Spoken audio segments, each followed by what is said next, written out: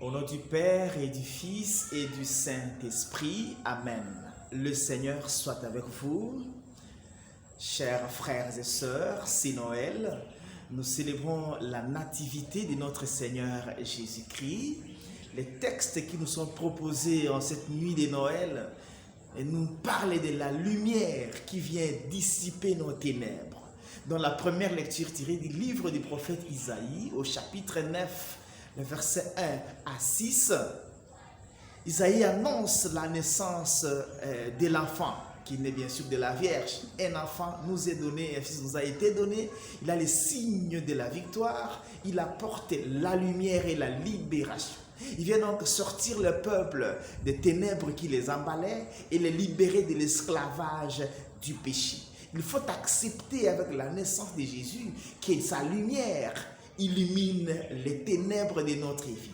Sans accepter que la lumière de l'évangile du Christ illumine les ténèbres de notre vie, sans accepter, sans accueillir que cette lumière puisse enlever tout ce qui est de ténébreux et de sombre dans notre vie, nous n'avons pas encore célébré Noël. Accueillir le Christ, c'est accueillir la lumière. Accueillir le Christ, c'est arrêter les cache-cache. Accueillir le Christ, c'est vivre comme on le fait en plein jour. Et Paul le dit dans la deuxième lecture tirée de sa lettre à Tite au chapitre 2, le verset 11 à 14. La gloire de Dieu se manifeste à tous les hommes pour nous inviter à éviter, à quitter l'impiété. C'est-à-dire les différences par rapport à ce qui concerne Dieu. Et de cultiver la piété et vivre en ce monde de manière raisonnable. Ne pas nous laisser traîner par les tentations de ce monde, les convoitises de ce monde.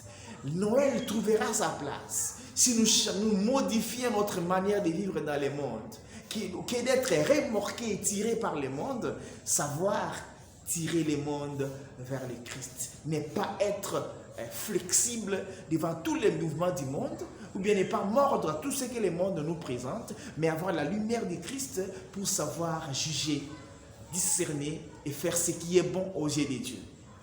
Noël sera effective dans notre vie si nous savons nous recadrer par rapport à l'évangile.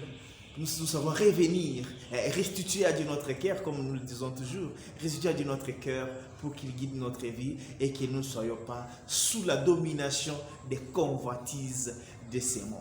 Et dans la lecture de l'évangile, c'est la naissance de Christ. L'évangile est tiré de Luc 2, 1 à 14. La naissance de Jésus. Dans le contexte du recensement.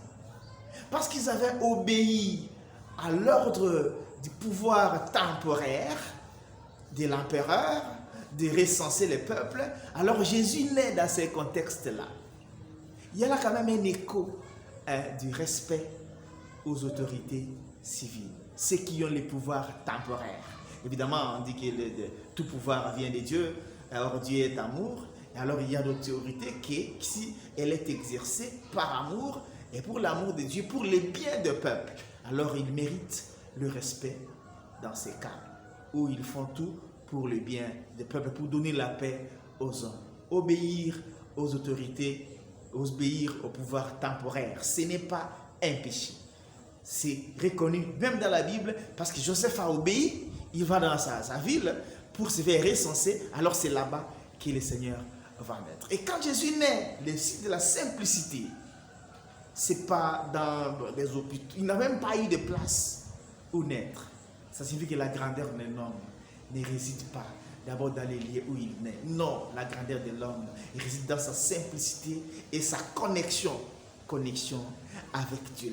Le signe de simplicité qui entoure la naissance de Christ montre qu'il est venu plutôt pour l'humilité. Tout grand, il s'est fait humble, parce que l'humilité ne tue pas et l'humilité prédispose à l'élévation et à la gloire. Et l'annonce, le message de la naissance de Christ est annoncé d'abord aux bergers.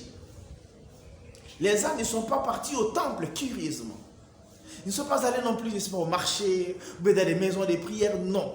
Ils sont allés annoncer la naissance aux bergers, qui étaient en train de veiller. Ils étaient en train de travailler, très probablement. ils pouvaient aussi vivre dans la prière, dans leur lieu de travail. Et donc, le Seigneur ne vient pas pour cautionner, mais pour bénir la paresse. Il ne vient pas pour cautionner, bénir le paternalisme outré qui nous pousse à habiter toujours les prières et ne pas travailler. Il vient pour bénir le travail de l'homme.